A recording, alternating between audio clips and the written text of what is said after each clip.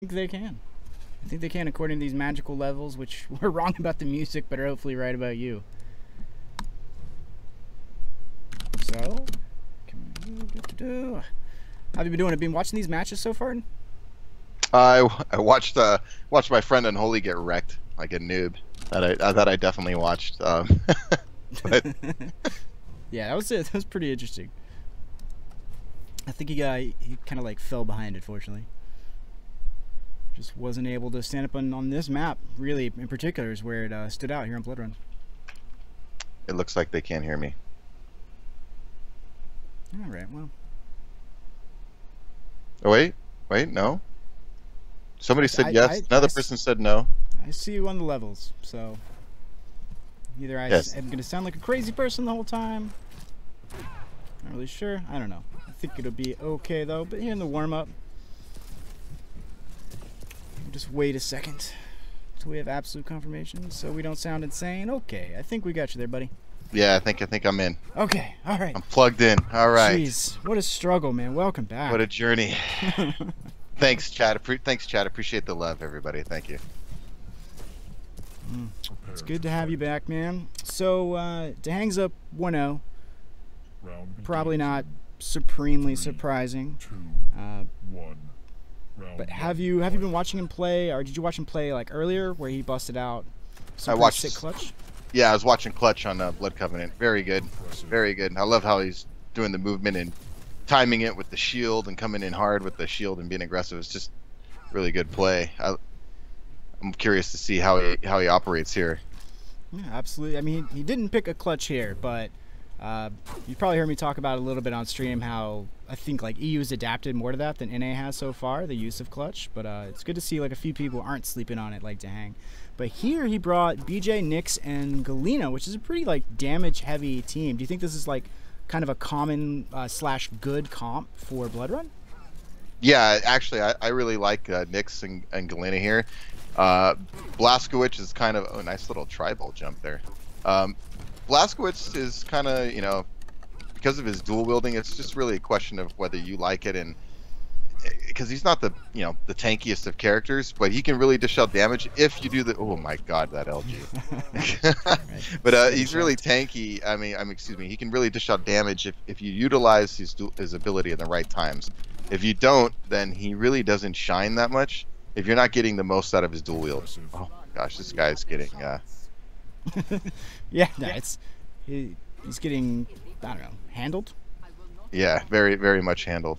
But yeah, I think I like his selection. Usually I would, instead of BJ Blazkowicz, maybe go with something like a Visor or even mix in a tank character. But hey, I'm not going to question Dahang's choice here.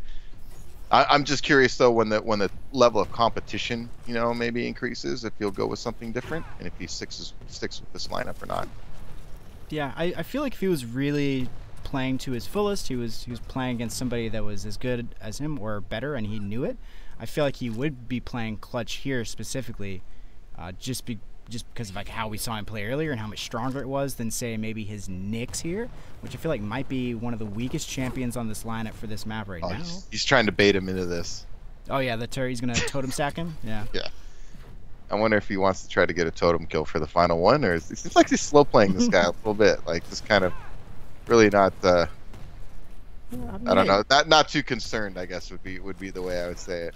Yeah, well, I mean, he's got map control here. He's got heavy armor and mega completely locked down, no questions asked.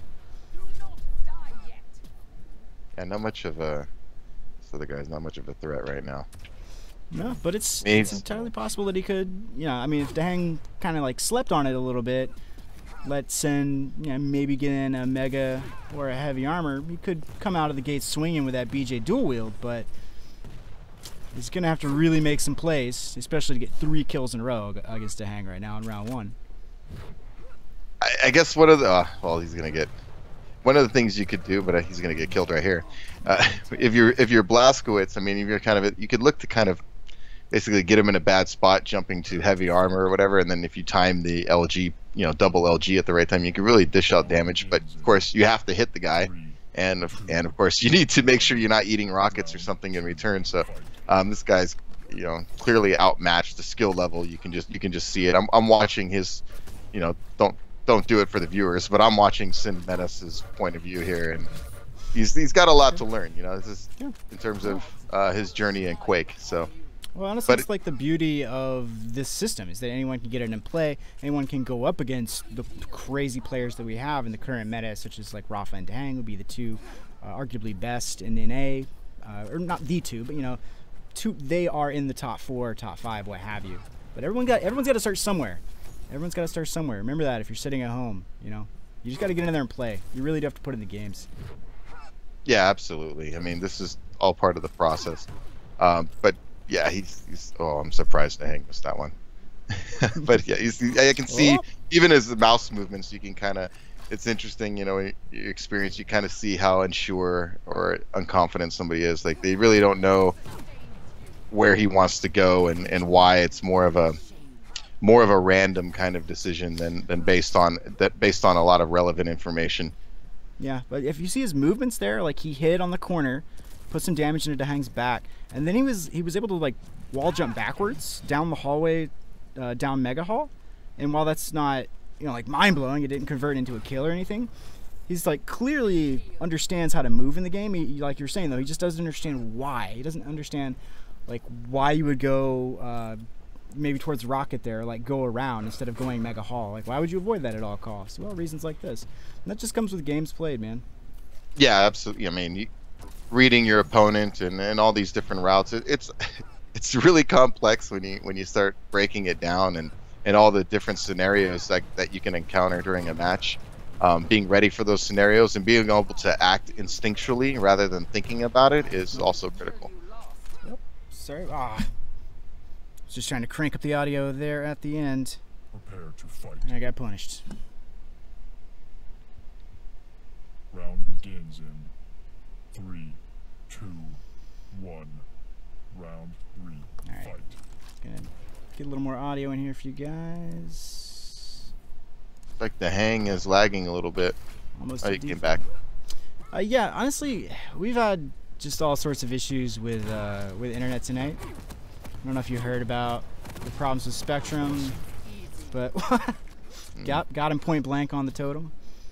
Now, honestly though, right there in that scenario, I mean, I know Dahang might be playing with his food a bit here, but with the way he kind of missed those rockets, if that was somebody else with the lightning gun, somebody more on his level, he could have been in a world of hurt right there. Yeah, absolutely. Especially the way he like closed the distance instead of trying to maneuver. Yeah. That's definitely like when he lets his guard down. I feel like he was. But yeah, it doesn't. It just doesn't seem like it's all by the way he's moving. The urgency just doesn't seem to be there. I could tell he's just kind of going through the motions, and he knows he's got this guy easy. Yeah. So that actually brings up a good question. How deep into this bracket do you think like physical and mental fatigue really start to impact players like Dahang? Again, it's up to the opponent too. I think the pressure starts to mount more in the round of 16, and then when you get closer to the regional finals, like obviously the round of 8, for each of these brackets, which turns into top 32, the regional qualifier. So that's when it's going to start getting intense, because the skill level of other players start forcing you into actions that you may not necessarily want to take. So that's where the interesting aspect of Quake can get is when the skill level is relatively equal. It creates a lot of interesting scenarios, because you could have in your mind, oh, I'm going to go this route and I want this item, but then your opponent, because they're also really good or on your level, they make a great play and hit you some shots or take a better route and force you off of something, and it makes you rethink everything you have to do. So it's definitely, I think, round of 16, round of 8, so in terms of how the current brackets are set up. Gotcha. Yeah, and it really depends who he plays too, and again, that matters as well. How the bracket luck, if you will, in terms of cause sometimes some seeded players can be really good. So it just really depends. Yep. You win. Absolutely. As those decisions get harder, and he's got less and less time to make them, I think that's when you really start to see the fatigue, like you were saying. But I think Dahang's going to make it through to round of 16 pretty handily here after watching him play tonight. Yeah, I Doing a good mean, job. he looks really solid. I was watching him earlier on Blood Covenant, as I mentioned earlier, and was watching his clutch play. He's definitely got it down mentally. So execution is always a factor, especially in tournaments when nerves and things like that become an issue. But I would be surprised if he doesn't make it to a regional qualifier, and then from there, I don't know who's going to make it from there. I would imagine that talent's going to be really thick if the top 32 players after this is all done through the four weeks. So no guarantees for anybody there. I would just recommend everybody stays on their toes. Absolutely, that's a good way to look at it. And I think I would have started to agree with that sentiment after last week, where we saw a lot of incredible matches out of plenty of new names. There's so many new names in this scene, and we're seeing a lot of the old guard here putting up a good fight, some more so than others. But for every, I feel like, veteran, there's 3 or 4 really promising new names out there, and that's in both regions, I think. I'm not sure if you got to watch much the European stuff last week, but I'm sorry I kind of cut you off there when I was just asking, like, what do you think about that? Do you think it's kind of like that in both regions? We're seeing more new faces than old necessarily stepping up to the highest level? Well, sure. I mean, that's just the natural state of things. I mean, most of the older Quake players have either moved on to other things or other games, life, obligations, or we're just playing too old and can't do it anymore. So, yeah, it's nice to see new players, taking their shot. Even if they don't make it this year, even for the new players out there that are trying it, you get the experience, you get that tournament experience, you prove your game, you practice duels, and maybe next year you make more noise than you did this year. So I think seeing the new players is important, and I'm happy, even though, for example, this guy just got worked by Dehang, and he has a lot to learn, but still it's good to see guys willing to take on that challenge, players willing to take on that challenge, because it is a challenge to get good at Quake Duel. I don't care what anybody says. A lot of people who talk is because they've never done it before. And, to get to the top level in Quake Duel is no joke. It's work. You got to work at it, and you got to have the right mentality for it. So I'm glad to see a lot of new players taking on that challenge. That's for sure. Excellent. Likewise, as someone who maybe hasn't played at the highest levels consistently, I've always enjoyed watching it because it's just like crazy, fast-paced murder chess, kind of. to throw all my eloquence aside, it's just a really good time to watch these 1v1 arena-style shooters, and Quake is the king of them all. It's the best. It's my favorite. It's what I love watching. It's what I go to when I just want that fast-paced, ruthless heads-up match.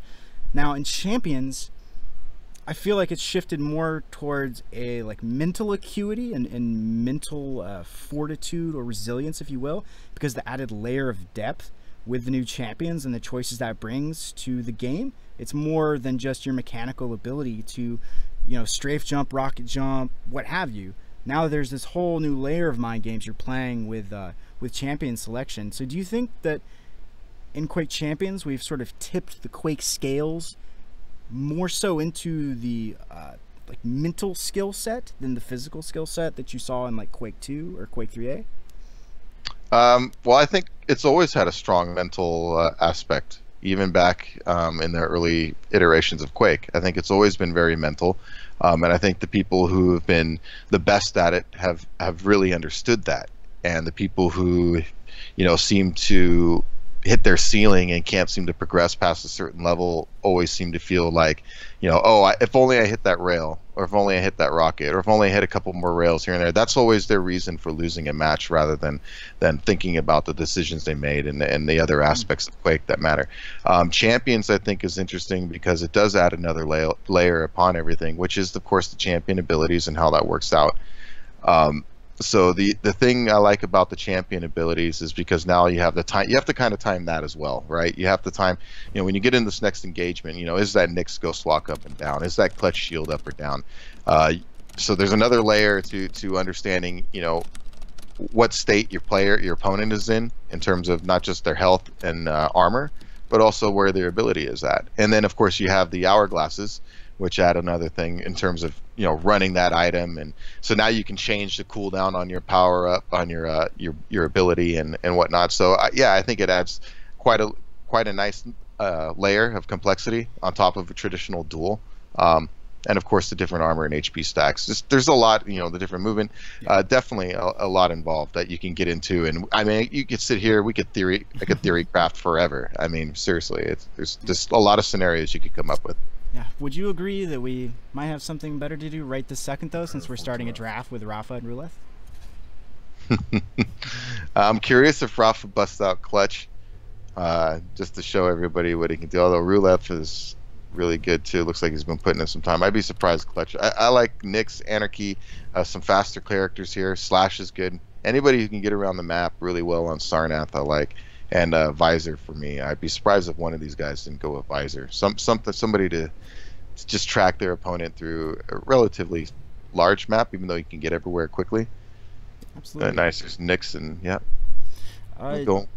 Is this one of like the least played maps at the higher levels, or is it like in the middle of the pack?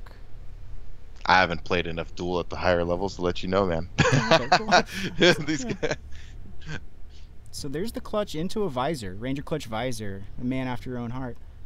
I mean, I would think at the higher levels, if what I'm thinking is there's no map is off the table. You should be able to play everything. If you're at that level, I mean, what map? When you get into a practice session and somebody asks you what map do you want to play, it should be, whatever. I have no preference. That's always what I used to say. I have no preference. We'll play whatever map you want. I mean, when it comes to practice, that's what you should be saying, because you want to work them all.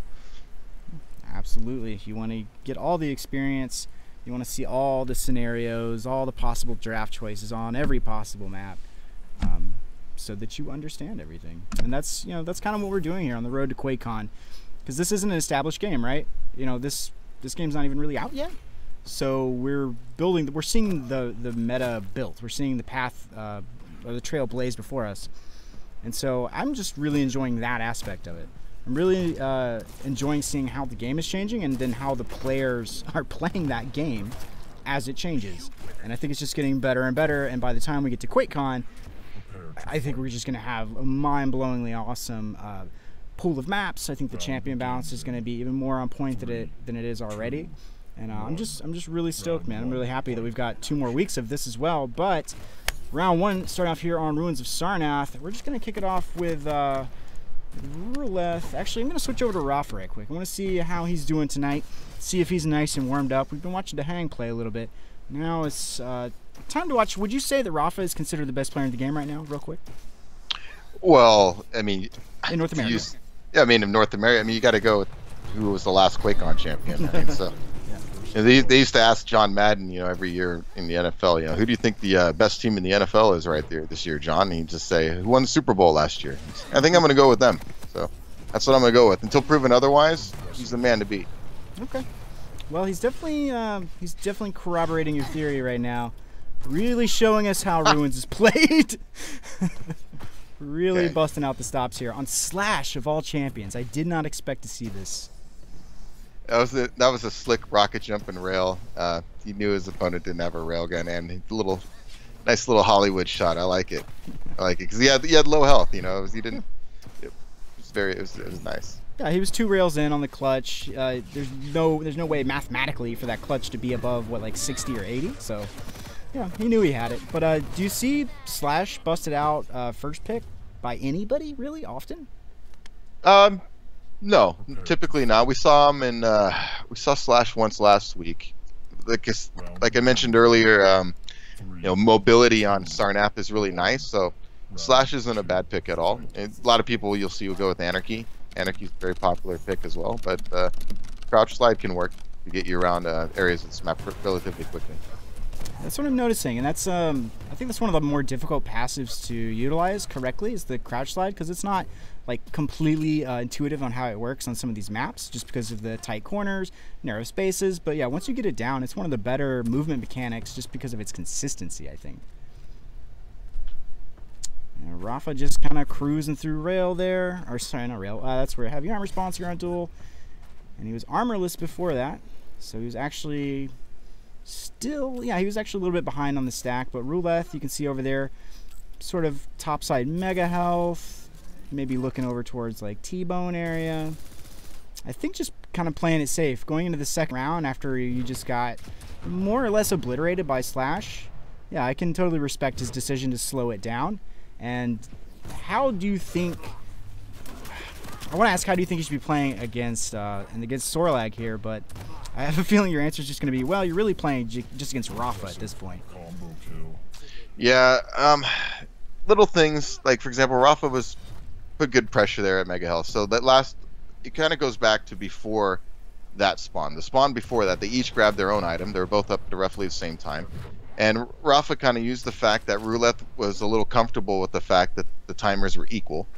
So, I'm going to just get the Mega again, and Rafa's going to go get the heavy armor. Well, instead, Rafa said, no, I'm not going to do that again. I'm going to go push the Mega for a little bit, and then go get a heavy armor. And just that little mental decision can throw somebody off, because, they're thinking, I'm going to come grab this item for free. It's like, no, you're not grabbing it for free.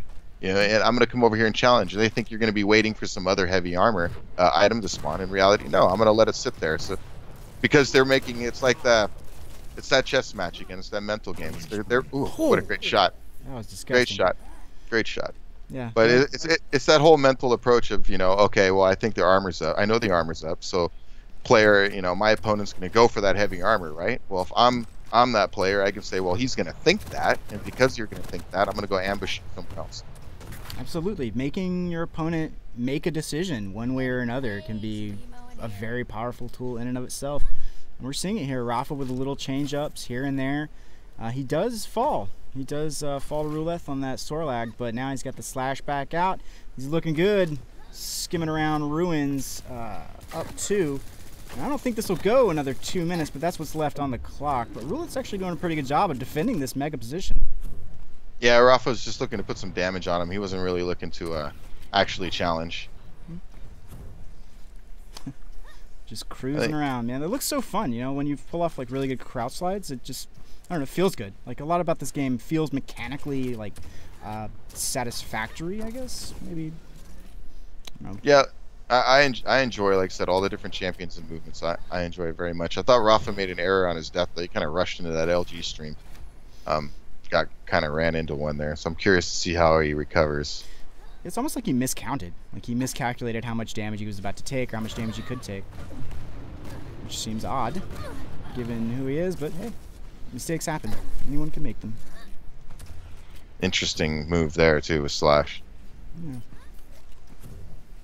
Alright, maybe this is a champion he's trying to practice more, and that's why we're seeing some of these, I don't know, less, I guess, predictable movements?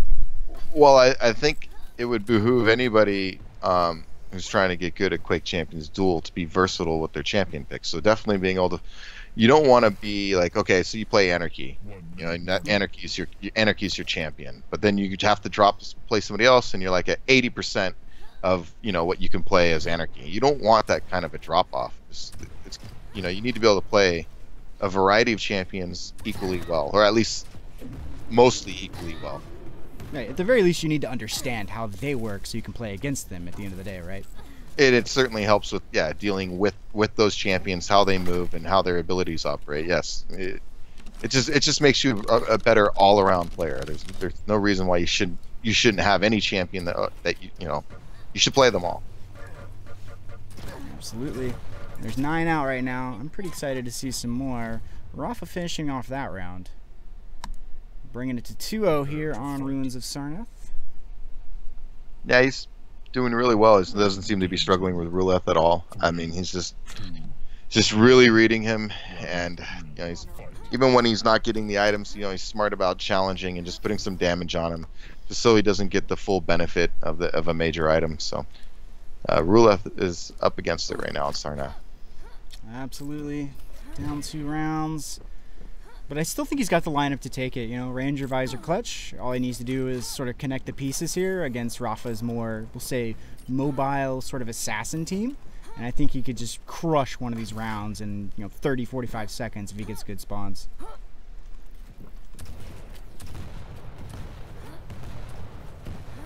Yeah, well, it's nothing to do with that engagement. It's fine. Yeah. think that was wise of him. It's very difficult to attack into Mega from that hallway in particular. Yeah, the position he had was certainly not ideal. Now that's a good place to be. Over in the side, you know, maybe just waiting on a small armor, picking rail shots on Rapha's limited health pool on that Nyx. If he could avoid the counter fire, he'd be in a great spot. Stopwatch. You got to be careful in this game when you want to pursue. And even though he landed a rail, and just strafe jumping carelessly and like around corners or into rooms, you just got to be really careful doing that at any time against a top player. Because one, you can eat a rail like he did, or two, you can run into an LG stream, a nice well-placed rocket. Everything, you should always be thinking in a duel. You got to be thinking. You should never be thinking, oh, I got this under control. Look at this nice drop. It's gonna get aggressive here. Yeah. That was good. That lined up with the heavy armor timing too. He just, Rulet, and that's kind of a good example of how an ambush can just turn everything. He came around the corner. Rafa put a nice LG stream on him. Knocked him down in there, and he knew he had him low, so he came in aggressive with some rockets and finished the job, which is. And that's another aspect too about this game, is having the killer instinct to recognize when a frag opportunity is there. It's one thing to pick rails at somebody or rocket here and there, but recognizing when it's good to go all in and get that frag is very important. Yeah, absolutely. I find that's one of the skills that you master kind of like later in your career. That's one of the higher tier abilities, in my opinion, is to have that level of understanding. Because you'll see, especially the higher tier players, sometimes they'll make pushes, and they'll have, what you'll consider like, wow, why didn't they get, more defensive there? They really pushed, took a risk there, and it's like they're making those risks, those calculated risks. Oh, here we go. Yeah, he's got to see him. It's good. He knew. It's good that he baited the shield out. So. Yeah, a little unfortunate on Rafa that he saw the smoke, but. I feel like it was just so he could do something like that. Just corner him, no shield, just take the damage to him. Like you said, killer instinct. I think Rafa just knew he was ahead there. Yeah, no, Rafa's really great at recognizing, just all the things that kind of mentioned in terms of keeping track of player movement, player stack, the item spawns. He's really got the fundamentals of this game down, and then some. Not to mention far more than just the fundamentals. Oh yeah. I'm very, very anxious to see who else comes out here in Quake Champions. What other players do we see really contest him? Hopefully surpass him. It's inevitable. Even the way he approached Mega there, you see the way. I mean, that was just a good approach. He used his Ghost Walk. If Ruleth was there and decided to challenge for that Mega, he was toast. I mean, it was a good exploratory Ghost Walk. Oh, nice railing though by Ruleth. Yep. So I was saying earlier, man, this like really kind of lightweight lineup, not a huge pool until you get over to Sorlag, of course. All he needs to do is lock down some solid rockets or rails, and I think he could really potentially take this third round, man. He just needs to be very, very careful. It's very calculated and start to understand what Rafa's doing. Well, he's got to get a rush on it now. Oh yeah, this was a good opportunity, but those missed rockets I think are going to come up on him. That's still good though. That's better than good. This is probably going to keep him in this. Yeah, that was a good switch to LG there. So now we got an interesting game on our. Yes, we do. Rafa on that slash, moving around the map, seeming almost fed up with the way he's moving right now. 15 seconds till we go into sudden death, but it's tied up anyway, so he's fully stacked now, so he can be looking to apply pressure. The thing is, he's got to recognize the Rafa's going to be smart. You got to be careful of some of these major areas. He's going to be looking to snipe at you and just kind of get that stack down.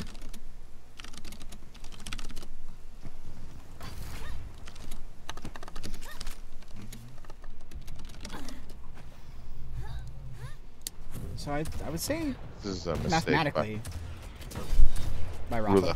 Ruleth was late getting down there. It's a bit of an error on his part.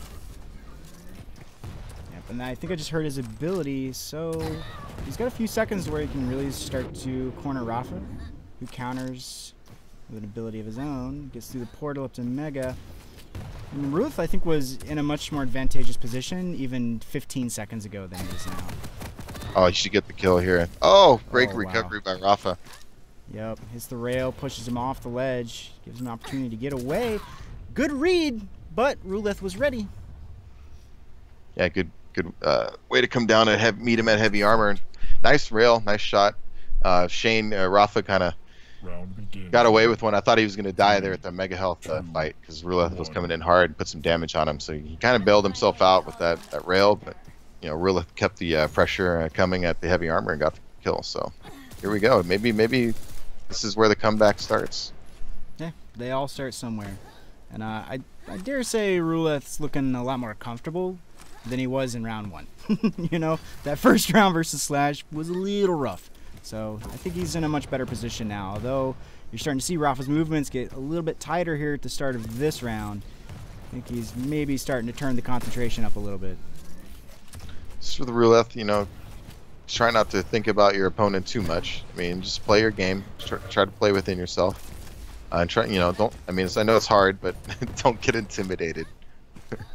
Yeah, that's another big thing about this game. It's not just your ability to force decisions by your opponent, but it's also your ability to like live with the decisions your opponent's forcing you to make. It's not getting stressed out or, you know, frightened or startled in a situation. Yeah, confidence certainly has something to do with that. How you handle those situations, which only comes again, you know, experience and getting those games in, and you know, where you feel confident that when you get in certain scenarios, you're going to come out the victor. Absolutely. So, and I see it sometimes in these matches. You know, players will have maybe somebody more experienced or a bigger name, or, you know, some kind of pro player in a position where they could push, and they'll back off. You know, maybe giving them a little too much respect. Yeah, do you think that's a mistake that's like really too easy to make, is to just naturally, like, you'll have Rafa say on 20 or 30 health, but you're looking at him like he's this unstoppable Quake god, so you're approaching him, he's like he's fully stacked every time. You know, you think that's a really common mistake when a lower tier player has to go up against a higher tier player? Yeah, I think it's fairly common because lower tier players don't keep track of enemy stacks very well. So I think it's kind of a common thing where learning how to finish, like I mentioned earlier, is important in this game. Recognizing the frag opportunity. Ruleth's in a bad spot. He should not have been there. I mean, low health. I know the mega health was coming up, but unless you're going to be there and it's popping right that second, that's just not a good area to be in. And I feel like Clutch, with the way his movement is after the most recent patch, I feel like he definitely didn't have to be in the middle of that platform. He could have set himself up to jump through there at, you know, 600 units or something on the spawn instead of being a big obvious target. Yeah, his movement upgrade. I'd say that his movement upgrade, like, you know, because he's a robot, so that naturally was an upgrade. It's been really good for Clutch. Oh shit, he's got him cornered here. Yeah, this is a pretty rough spot to be in. This is kill zone. You don't let him out of here. Yeah. Nope. You win. Nope, he decided that was the time to end this Ruins duel on round number 4. Rafa looking pretty good. Looking strong. Like I said, Ruleth, you know, you could tell how he plays. He's a solid player, and Rafa just took him apart. Absolutely. But I think, you know, he's got potential. Like he's not so far gone that there's no contest.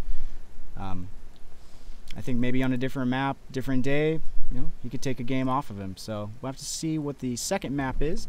Could make all the difference. If you were Ruleth, if you had just played against Rafa and you saw that, you know, you started off getting kind of demolished by Slash, and then you saw more of a, I don't know, I guess standard duel style of play after that to beat you, what map would you most want to play right now? That's a tough question. I mean,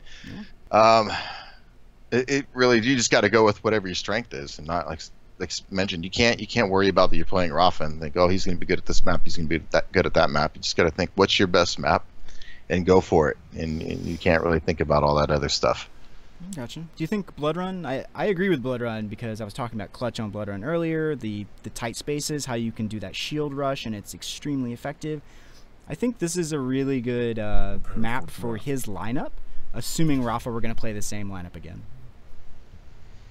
I like clutch on Blood Run, definitely, because there's a lot of armor and you know with the mega health, and you can really build his stack up, and with the new this new movement, he can really hit some areas and change elevation, especially in the tri-bolt shotgun area.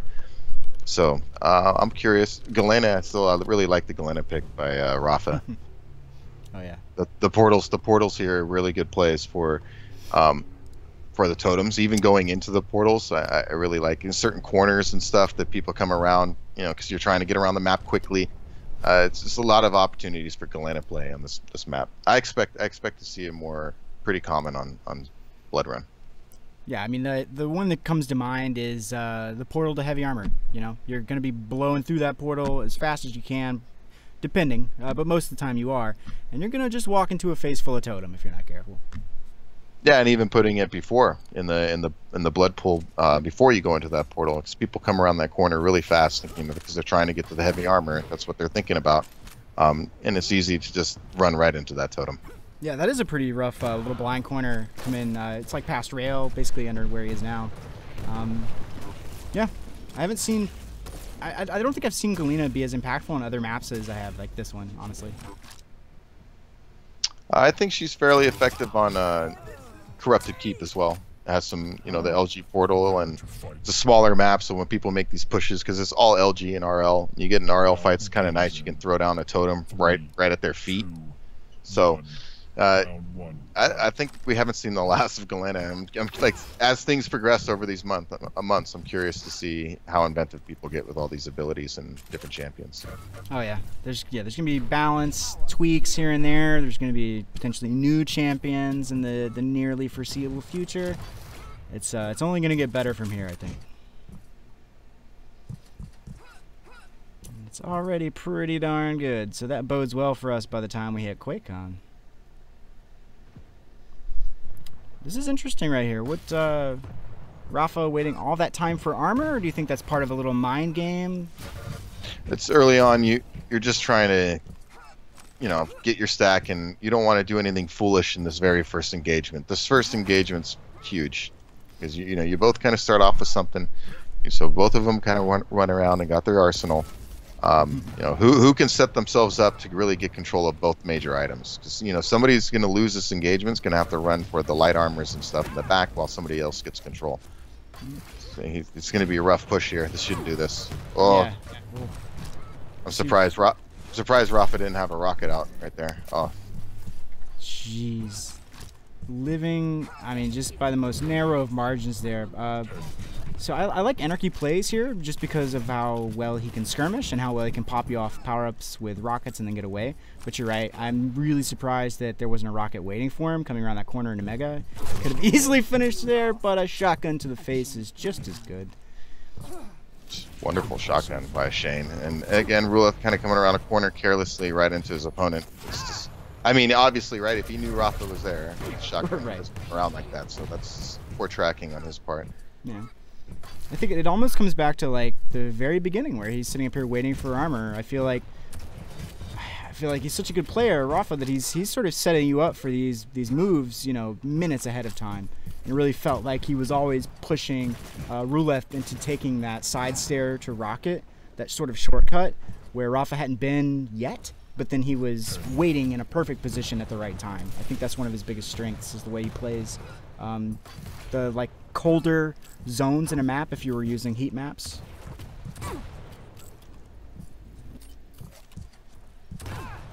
Nice recognition. Ran into his totem, so he knew. Excellent play by Rafa. And so slick. I love watching this guy play. And it makes it all look so easy. A lot of these guys do. I mean, it's easy to watch some of the movement and the shots and think, oh, that looks easy. Some of these guys bridge the rail with the Anarchy and they just zip over there, and that looks like no problem. It's easy. It's easy if you're experienced with Quake and that kind of movement. So, by the way, that drop-down shield usage by Ruleth to kind of scout down Mega Hall, do you think that's necessarily like good, efficient use of shields? No. The shield is best to get in their face, preferably with the rocket launcher. you know, you want to meet them around the corner. You want to be in their face with the stack, turn on that shield, and you just get in an RL battle, and that's a wrap. It really is. So, I don't think it's an exploratory kind of ability. I think it's something you need to use to win a fight. And I mean, if you're using it defensively or something to run away, I mean, it's just you're not getting benefit out of it. I would say only use it in those scenarios if you think it's going to save your life or really, you know, or save control somehow where you're not going to use a bunch of stack. But right, and that's of course, you know, we're only talking about duel here. You know, in sacrifice, this becomes a whole completely different conversation potentially. So nice LG by got launched in the air, but he still was able to track the LG. Just a sign of he's been working and practicing. That's consistency right there. yeah, it was really disciplined. Like you said, even getting popped in the air, where a lot of players will have a full second or 2 seconds where they completely lose tracking, he kept it on nice and smooth. You can tell he's been at this pretty hard the past few weeks.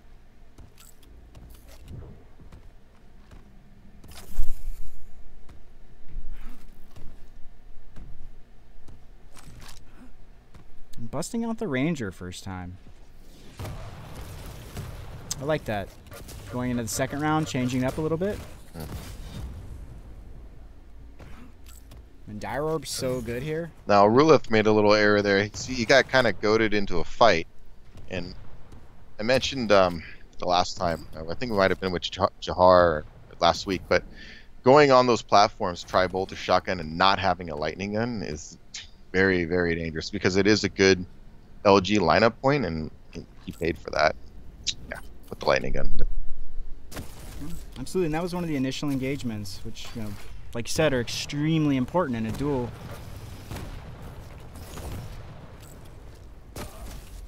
Good shooting by Ruleth. Yeah, he's really keeping his calm. But even when he knows just one good rail or rocket and his stack evaporates and he's suddenly one shot to almost anything.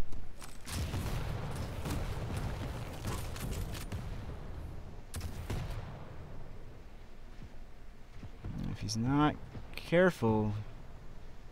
It's the one thing I don't like, or one of the things I don't like about Anarchy, especially in a map like this.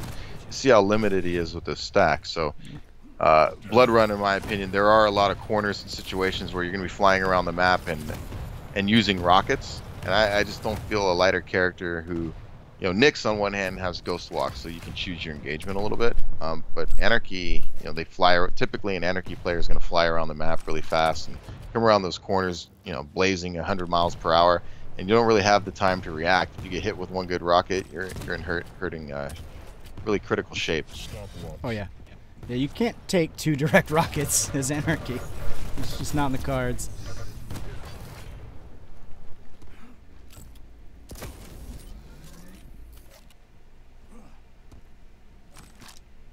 And Rafa pushing Ruleth back a little bit. Ruleth coming out with that clutch second champ. Wow, this is... Man, this he knows is as well. It's yeah, really there. Yeah, it comes back to that spacing, like you were saying. Not having a lightning gun at that space, or at that range, you just get punished. Ooh. Shane, Rafa getting a little cheeky there with the gauntlet. Yep, bounced it off. Took way more damage than he needed to in that fight, but he looked good doing it, so I guess it was worth it. He's dangerously low, and well, I guess Ruleth's actually pretty low too. I thought he was a little bit more stacked, and I was gonna ask, like, why isn't he attacking? Well, that's because he's almost dead. And he's just eyeballing that heavy. I really like Nyx here to choose your engagements. If you can read your opponent right, you come around with a blind ghost walk, meaning they can't see the mist from you disappearing. You can really light somebody up. And I favor, again, starting with a rocket ambush, because you can really get that first. Yep, instantly bust out the rocket launcher, you know, kind of correcting his mistake from earlier where he didn't have it out at that close quarters. Yeah, it's really tough. Like, Ruleth is up against it with Rafa. Rafa's really sharp with the rockets, and Ruleth kind of, in my opinion, he's got to be a little careful more careful when he doesn't have control, and and the way he's kind of making he's trying to get around the map so quick sometimes. I think that he's not taking care in terms of tracking where his opponent is while he's doing it. And Rafa's lighting him up with some well-timed ambushes here and there, or he's just coming around the corner and he's just not ready to see him in his face. Yeah, I will say Rafa seems more patient. It seems like he takes his time at certain points in a duel. You know, he'll take 2 or 3 seconds where he just seems to slow it down, really think and consider his position, his opponent's probable position and stack. And I think that's a huge difference between these two players. Something really setting them apart is that discipline that Rafa has. You know, like sort of the player of that level. You know, that's just what it takes. He's really showing it off. He's not slacking off. He's not taking it easy. Nope, he's playing like really smooth, calculated Quake right now.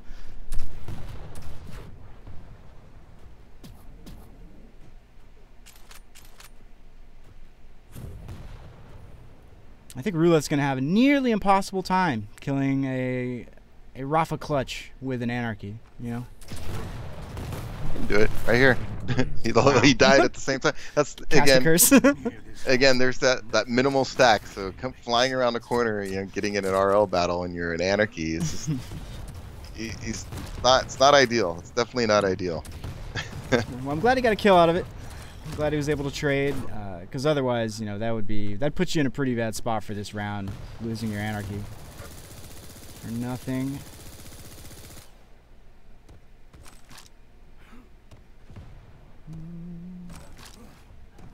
Kind of sad Rafa gave up on the totem dream.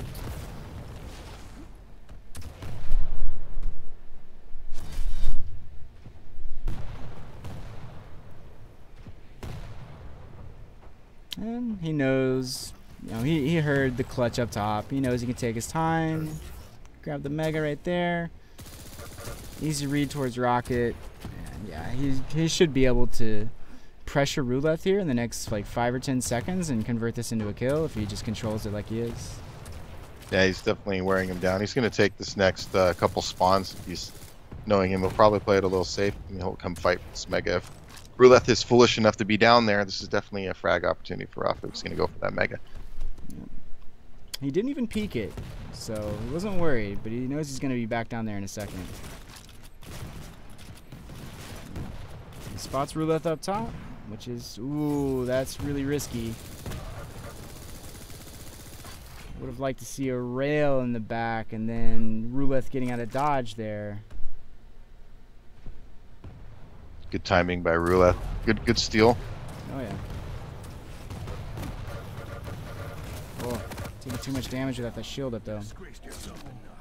Nice finish by Rafa. LG, you know, kind of got him out in the open after the little bit of the rocket fight there, and you don't want to be in an LG battle without with the clutch. Yeah, no, he like really is miss, the size right? of a house. Yeah. Yep, he is 2 or 3 Galenas taped together. It's pretty crazy. Wonderful timing there.